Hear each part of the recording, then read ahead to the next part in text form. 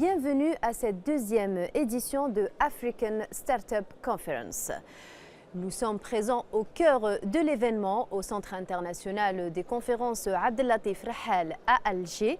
Avec nous, Mourad Bouatou, consultant expert, président de Cluster Algeria.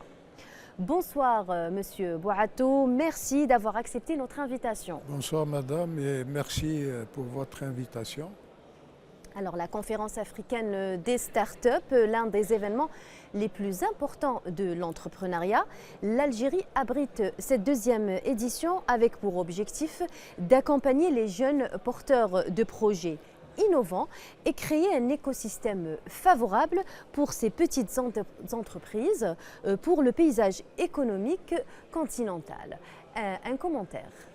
Très bien. Donc je pense que l'organisation d'ailleurs je remercie les organisateurs pour l'excellente sur le plan de l'organisation et la dimension elle est continentale puisque nous avons vu ce matin à l'ouverture la présence d'institutions internationales donc au niveau continental et au niveau international qui montrent leur intérêt pour ce sommet africain des startups, donc qui a, comme vous le dites, pour objectif de développer l'écosystème de ce qu'on appelle l'écosystème entrepreneurial des startups. Et c'est un des jalons. Bon, je pense que de notre politique sur le plan pour encourager tous ces startups que vous avez vus, qui viennent de toutes les régions du pays, y compris les startups du continent africain. Et moi, je pense que ces échanges, cette mutualisation des expériences ne peut être que profitable pour, dans cette, comme vous le disiez tout à l'heure, dans cet objectif de faire des recommandations et aussi un peu de décloisonner ces startups. Ils sont immergés aujourd'hui, vous avez vu les startups, peut-être c'est la première fois, enfin c'est la deuxième édition, mais qui se frottent, je dirais, qui sont immergés dans c'est ça l'écosystème. Donc nous représentons par exemple l'Intercluster, nous sommes nous-mêmes incubateurs. Il y a l'accélérateur Algeria Venture qui a organisé cet événement sous le parrainage bien sûr du ministère de l'économie de la connaissance des startups et des micro-entreprises. Donc je pense que c'est un signal fort des réformes de manière générale qui convergent vers un environnement favorable aux startups. Et vous avez vu aussi en parallèle, il y a une exposition, il y a des jeunes startups, il y a des concours qu'on a vu tout à l'heure, des jeunes startups qui maintenant développent avec l'intelligence artificielle de nouveaux concepts, des robots. Et moi je pense qu'aujourd'hui on est agréablement surpris de voir ces jeunes qui ont cette volonté, cette force de créatif. Et nous, notre rôle en tant que membre, je veux dire qu'en tant qu'élément de cet écosystème, nous, notre devoir, je dis bien notre devoir et notre rôle, c'est d'accompagner ces startups, de restituer toute l'expérience qu'on a capitalisée, puisque comme vous le savez, le premier cluster qui a été créé en Algérie, c'était en 2012 avec la coopération, et tous ces outils. Donc tous ces outils d'accompagnement, les best practices comme on dit, nous devons, c'est notre rôle de les restituer et de développer un environnement favorable justement au développement et au décloisonnement. Surtout décloisonner ces startups qui ont besoin d'apprendre, de comprendre et de se faire accompagner. Mais justement, on parle de l'écosystème et de l'environnement entrepreneurial. Selon vous, comment évaluez-vous le climat de l'entrepreneuriat en Afrique et quelles opportunités cela offre-t-il aux jeunes startups ? Voilà, justement, nous, le but, je pense, et l'objectif de ce sommet africain, c'est d'échanger nos expériences respectives et bien sûr chaque pays a je veux dire, sa politique et pourquoi pas avoir une vision globale pour justement, à l'instar des autres organisations régionales dans le monde, donc qui convergent vers un environnement légal pour mettre à niveau donc, tous ces différents écosystèmes dans des différents pays et surtout partager. On a vu un atelier sur les fonds d'investissement, donc l'écosystème, donc développer comment au plan local développer donc les financements. Nous venons par exemple en Algérie, un décret exécutif qui vient de créer le Trust Fund, les Trust Funds qui sont ce sont des éléments qui vont permettre d'apporter un plus pour justement pour supporter donc les financements qui s'ajoutent au fonds des startups qui est je crois de 500 millions de dinars. Mais l'expérience, nous avons échangé par exemple avec nos amis de la région. Par exemple, il y a des fonds de start-up. Nous avons échangé bien sûr nos expériences et nous sommes en train d'accompagner en tant qu'incubateur des start-up. Je pense que la prochaine, et j'ai discuté avec Algeria Venture, donc son directeur général, qui est très ouvert pour abriter. Donc, il y a un des éléments importants en tant qu'accélérateur. Et de manière générale, il y a les accélérateurs, il y a les incubateurs. Chacun, donc, dans son système de management, a un rôle. Et justement, nous, dans cette vision, dans cette stratégie de développer ces groupements économiques, c'est de les intégrer dans des chaînes de valeur. Comment recomposer les éléments, les maillons de cette chaîne de valeur. Et c'était ça un peu le but pour avoir développé, et nous sommes au niveau de l'interclasseur une force de proposition. Par exemple, sur le plan légal, il y avait un vide, j'allais dire juridique. Pour les classeurs. Avec le ministère du Commerce, on a développé 2 ou 3 codes d'activité, mais il reste encore à faire. Voilà. Les jeunes, les start-up, ils ne savent pas, par exemple, quel code, je vais au registre commerce, je ne vais pas au registre commerce, quels sont les codes. Justement, j'y viens. Quels sont, selon vous, les principaux défis auxquels sont confrontées les start-up africaines et quelles solutions innovantes pourraient-elles envisager pour les dépasser? Voilà. Alors, les défis auxquels, moi je pense que d'une certaine manière, il y a une convergence. Bien sûr, il y a des pays peut-être qui ont pris qui ont des niveaux de développement de leur écosystème. Le défi, c'est de décloisonner, c'est d'accompagner ces jeunes start-up, parce qu'il ne faut pas oublier qu'au jour d'aujourd'hui, avec l'intelligence artificielle, avec l'économie de la connaissance, nous allons vers un monde globalisé. Donc, où vraiment il y aura une certaine forme de compétitivité. Et aujourd'hui, je pense qu'avec les nouvelles technologies, les TIC, ils ont justement cet accès à la connaissance. Et nous, c'est à nous de les accompagner. Le défi, c'est de leur donner des outils pour la compétitivité.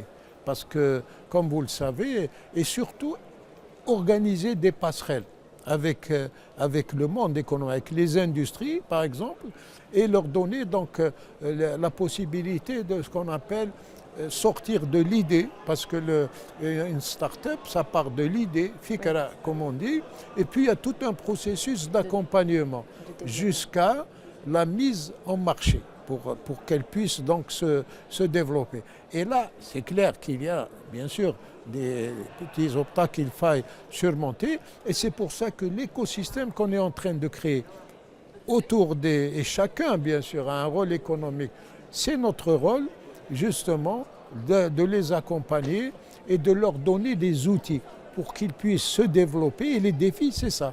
Donc comment rendre Mais comment pourrait-on justement les soutenir et favoriser l'innovation?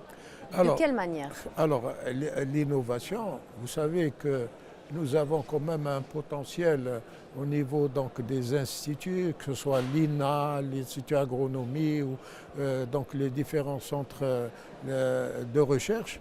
C'est ça. Donc comment accompagner ces porteurs de projets innovants? Donc ces startups qui ont donc des idées innovantes, maintenant il faut les accompagner pour qu'elles rendent leurs projets effectifs, concrets.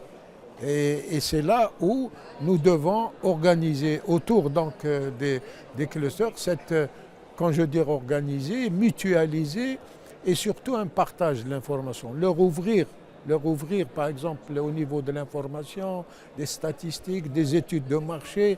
Est-ce que nous sommes compétitifs? Est-ce que nous avons les mêmes, les mêmes outils pour être compétitifs? Et au niveau africain, donc ce sommet vient à point nommé justement pour rapprocher les expériences. Comment disons, organiser la mutualisation? Ce mot-là qui veut dire que tout simplement, c'est en partageant, en mutualisant des moyens, que ce soit les fonds d'investissement, et comment s'ouvrir aux investisseurs qui viennent investir dans les fonds d'investissement comme l'ont fait les autres pays. C'est ça les défis. Donc dès qu'une idée innovante, elle trouve, et puis là, avec le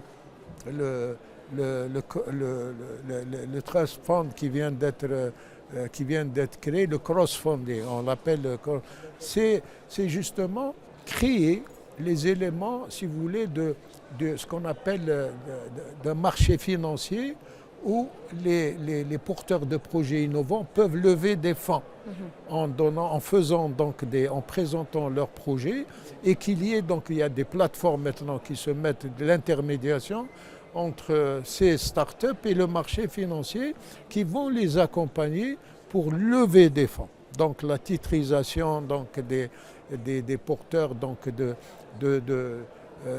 des investisseurs. Il faut qu'il y ait aussi des investisseurs, que ce soit des investisseurs qui puissent aussi accompagner.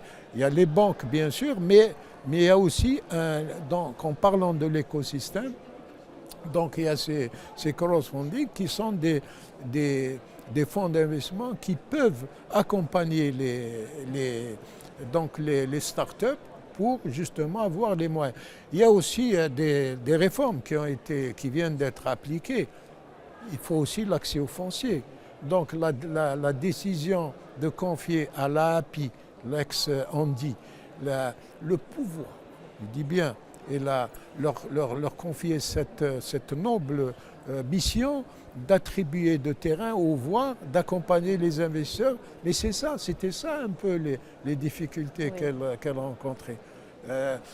Par exemple, je donne un exemple je viens de rencontrer des startups qui font des équipements industriels au niveau pilote. Donc comment leur donner cette opportunité d'accéder au foncier, de les accompagner pour ce qu'on appelle faire le scale-up. Le scale-up pour que leur innovation là puisse se mettre au diapason au niveau de la réalisation en termes d'industriel, donc en termes d'unités industrielles, si petites soient-ils, mais qui peuvent évoluer. Oui. Donc tous ces petits porteurs de projets, et c'est ça le rôle de l'écosystème, mais de manière générale, de ce sommet qui va initier cette culture participative. Oui. Cette culture participative et surtout les immerger et ces échanges qui sont importants. Nous sommes là pour apprendre aussi des autres pays, comme nous sommes là aussi en tant qu'acteurs de l'écosystème pour développer des partenariats. Nous avons avec nos voisins, nos voisins tunisiens qui ont une expérience dans les fonds de start-up, et nous, notre rôle d'incubateur, c'est de créer le futur cluster de l'innovation et du développement des startups, Est-ce qui vont être que dans un modèle économique. Bien sûr, il faudrait que chacun puisse avoir son modèle économique. Notre rôle, c'est de les accompagner pour, bon, ça, vous allez vous me dire, des outils classiques, hein, le c'est normal. business C'est développement, normal. comment accéder. Et c'est ça, les jeunes qui sortent de l'université, ou qui est complètement, je veux dire, pas isolé, mais qui a Oui, parce que besoin. ils viennent de théorie, donc il Voilà. apprend à l'université. Et la Et pratique, donc la pratique, c'est sur le terrain. Donc il faut qu'il y ait justement un écosystème favorable pour l'accompagner dans ce sens. voilà. Et je pense que la présence, comme je vous l'ai dit, d'organismes internationaux de coopération, vous avez, sans les citer, il y a la coopération algéro-allemande, il y a l'UNIDO qui est l'Organisation pour le développement industriel, il y a des programmes, il y a des études, pour accompagner justement les startups et qui peuvent véhiculer des financements multilatéraux. Un financement multilatéral, comme nous le faisons avec Algeria Venture, nous venons de faire des sessions de formation pour former les startups, pour les former à l'écosystème entrepreneurial, avoir leur propre plan d'action à partir d'idées, développer un plan d'action et des feuilles de route. Mais c'est tout ça, ces outils très complexes. Est-ce que vous avez des exemples concrets de collaboration réussie entre de grandes entreprises et ces petites entreprises? Enfin, je vous dirais, il y a plusieurs, ça dépend des secteurs. Des secteurs, Par oui. exemple, il y a une start-up qui a développé, que j'ai rencontré justement dans des forums comme ça, comme celui d'aujourd'hui, et avec lequel j'ai échangé, et j'ai vu qu'il y avait un projet innovant pour faire, par exemple, des drones intelligents pour développer l'agriculture. C'est des drones Mais comment ces alliances peuvent-elles stimuler justement l'innovation entre la grande entreprise et la start-up? Alors, nous avons donc des exemples concrets, ce qu'on appelle l'agriculture, dans le domaine, par exemple, l'agriculture intelligente, où il y a des systèmes maintenant qui peuvent optimiser, donc d'une certaine manière, que ce soit les coûts ou comme je vous l'ai dit, des drones qui peuvent donc identifier Les parcelles des terres, et les des endroits, parcelles voilà. qui sont fertiles. Enfin, il y a toutes Favorable. des méthodologies. Et j'ai vu par exemple des start-up dans le domaine de l'aquaculture qui développent, qui accompagnent des investisseurs dans le domaine. Je suis investisseur, on me donne une concession aquacole, mais je n'ai pas les outils. Donc c'est là où la communication intervient. Donc la communication qui consiste à mettre, donc on a des réseaux, où il y a des attentes. Donc on a des outils autour de soi, des startups qui peuvent apporter des solutions à des problèmes précis, que ce soit des applications, le numérique aujourd'hui. Vous avez vu, on a vu donc les expositions où il y a des startups, mais c'est à elles, bien sûr, c'est ça l'écosystème. Comment intégrer donc tout ce potentiel d'innovation, mais il est extraordinaire.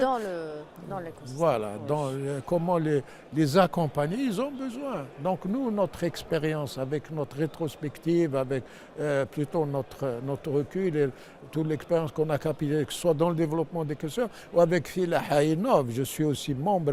Vous savez, au jour d'aujourd'hui, c'est les réseaux. Le networking. Tout à fait. Les réseaux sont importants.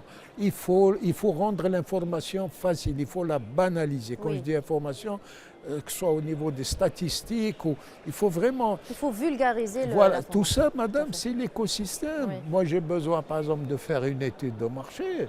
Là, je suis en train d'incuber une start-up qui va faire, par exemple, dans la parapharmacie. Donc, je suis en train de lui donner tous les éléments d'information. Quelle est la méthodologie, comment faire une étude, comment faire si vous allez dans des salons, comment prospecter, comment identifier, par exemple, des des équipements, enfin quand je dis équipements, si vous voulez, l'international c'est important. Il faut aller vers l'international, faire des salons. Bien sûr. Ben, aujourd'hui chez nous, on est capable d'organiser des salons internationaux où on ramène donc tous les experts du monde, Tous les acteurs africains et institutionnels, et ça c'est très important. Moi je pense que ce sommet, c'est ça, c'est que dans la culture participative, dans la culture, donc dans l'évolution de l'écosystème entrepreneurial, c'est un jalon très important. Moi, j'insiste toujours sur le décloisonnement des acteurs. Et c'est comme ça que nous, là, au niveau de l'interclustering, nous sommes, comme je dis, une force de monde, nous avons fait des plaidoyers. Au niveau fiscal, par exemple, nous avons pu faire exonérer, et on a été écouté, exonérer les groupements d'intérêt économique, par exemple, de l'IBS. Discussion avec le ministère du Commerce. Ce n'est pas une start-up qui va aller discuter avec le ministère du Commerce pour lui dire donnez-moi un code d'activité. Nous avons une étude, un benchmark. Nous avons vu les autres pays comment ils ont fait pour adapter leur cadre légal et législatif. Il y a encore des choses à faire. Mais je ne dis pas que tout est... Par exemple, voilà, des codes d'activité pour les start-up, pour les incubateurs. Mais au jour d'aujourd'hui, on a dit qu'il faut un code générique. Promouvoir les chaînes de valeur territorialisées et j'espère avec le ministère du Commerce que ça va aboutir. Il faut dire qu'on a engagé ça. C'est rien. Ça permet à chaque investisseur, parce qu'une start-up, une fois qu'elle va au registre commerce, c'est pour se constituer juridiquement. Donc il faut qu'ils trouvent l'environnement. C'est ça l'écosystème. Oui. Il ne faut pas qu'il y ait des barrières. Voilà, les normes. Pour justement les motiver à poursuivre leur projet. Voilà. Et il y a des séminaires de formation sur l'économie digitale, qui sont faits par des organismes de coopération comme GIZ. Et là, il faudrait encourager, et il faudrait aussi que nous soyons nous-mêmes, si vous voulez, nous puissions être, je ne vais pas dire agressifs, mais justement pour véhiculer tous ces programmes donc de financement au profit donc notamment des startups. Et l'accélérateur, le Ventura Algeria, qui est dans un site, je veux dire, vraiment paradisiaque, qui a tous les moyens. Quand vous rentrez dedans, vous sentez que vous êtes déjà dans un autre univers, dans un autre écosystème. Il met déjà dans le bain. Et avec M. Zerouk, j'essaye de partager une expérience de l'interclustering. Nous sommes abrités dans les centres de facilitation. Il y a 28 centres dans les wilayas. Le cluster DAT, il est au centre de facilitation de Biskra, le cluster mécanique à Blida, et avec le cluster numérique, qui est abrité au Technopole. Mais c'est ça l'écosystème. Oui. Nous avons apporté des solutions pour abriter donc, ces groupements économiques, que ce soit cluster ou Technopole, avec la coopération aussi européenne. Nous avons dernièrement organisé avec l'incubateur une session qu'on appelle Shiraka, comme on dit, comment coopérer entre le monde universitaire et l'industrie, ce qu'ils ont appelé le Technopole. Donc, et ce matin aussi, j'ai entendu, il y a une nouvelle, des mesures, enfin pas des mesures, mais un projet. Les agropoles, c'est quoi? Un agropole, c'est par rapport au potentiel régional. Justement, quel conseil pourriez-vous donner à ces jeunes entrepreneurs pour bâtir des entreprises pérennes en Afrique? Quelles seraient vos orientations, vous, en tant qu'expert? Écoutez, c'est une question, enfin, c'est pas difficile, mais les conseils qu'on donne, c'est, d'abord, travailler, persévérer, même si l'idée, parfois, elle trouve des... Et surtout se rapprocher de ces technopoles, de l'accélérateur. Il vient, il est incubé, il met dans un monde qui peut lui... J'ai reçu C'est-à-dire s'ouvrir. Voilà, il y a des incubateurs. Par exemple, j'en ai visité un là à c'est extraordinaire.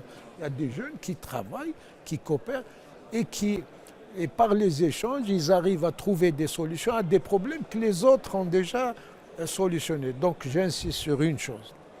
Il faut absolument intégrer donc, tous ces porteurs de projets innovants dans des écosystèmes et chacun dans sa chaîne de valeur. Donc si c'est l'agroalimentaire, il y a des instituts de recherche dans l'agroalimentaire, il y a des incubateurs dans l'agroalimentaire et c'est aux acteurs de la société de manière générale, d'organiser, par exemple, j'ai parlé des agropoles, et là, dans un agropole, c'est quoi? C'est tout simplement un espace d'échange où il y a justement pour valoriser des potentiels. Si je prends par exemple, et c'est des filières génériques, la filière que ce soit céréaliculture, qui a besoin des intrants, on parle des semences, jusqu'à l'assiette du client. Oui. C'est ça un peu voilà, et le slogan, enfin j'allais dire d'ailleurs qui a été répété ce matin, seul on peut aller très vite, mais ensemble on ira plus loin. Ce n'est pas seulement un slogan. Il faut absolument qu'on intègre dans notre culture ce décloisonnement et ces échanges. Dans notre quotidien, on va dire dans notre voilà, quotidien. Dans notre quotidien, oui. Ce partage. Oui. Et les jeunes ont besoin. Oui. Il ne faut pas qu'ils se sentent, je veux dire. Et je pense il faut les accompagner et les laisser justement donner leurs idées et partager avec nous leur innovation. Absolument. Très bien. Merci beaucoup en tout cas d'avoir été avec nous. Notre rendez-vous touche à sa fin. Merci de nous avoir suivis. L'actualité se poursuit sur Al 24 News.